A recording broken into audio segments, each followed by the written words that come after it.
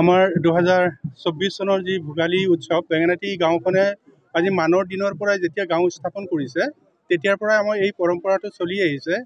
আমাৰ অসমত যদিও সেই পোহৰ সংক্ৰান্তিতে মাঘৰ বিহুটো শেষ হয়, আমাৰ বেঙেনাটি আকৌ মাঘৰ 1 তাৰিখেহে মাঘ বিহুটো পালন কৰে।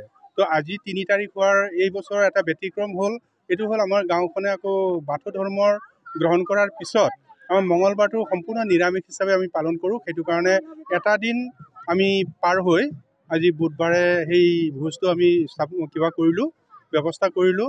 আৰু ইয়াত আমাৰ এই খেলখনত প্ৰায় 3খন গাঁৱৰ মানুহ ইয়াত সমবেত হৈ আছে।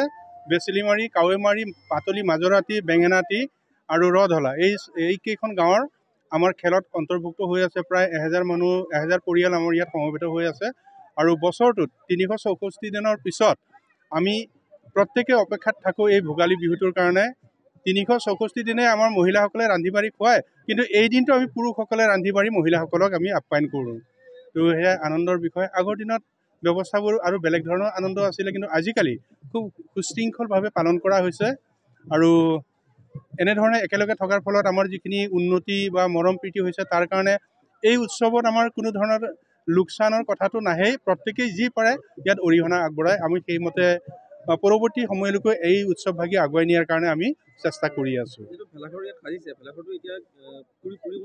আজি ৰাতিপুৱাতে আমাৰ অগ্নি পূজা কৰা হ'ল। অগ্নি পূজা কৰাৰ পিছত আমি ভেলাঘৰটো আজি ৰাতি সম্পূৰ্ণ কাম কাজ শেষ হোৱাৰ পিছত আমি সমবেত হৈ পেলাই নাচ গান কৰি ঢোল বাদনেৰে আমি ইয়াত অগ্নি দাহন কৰিম।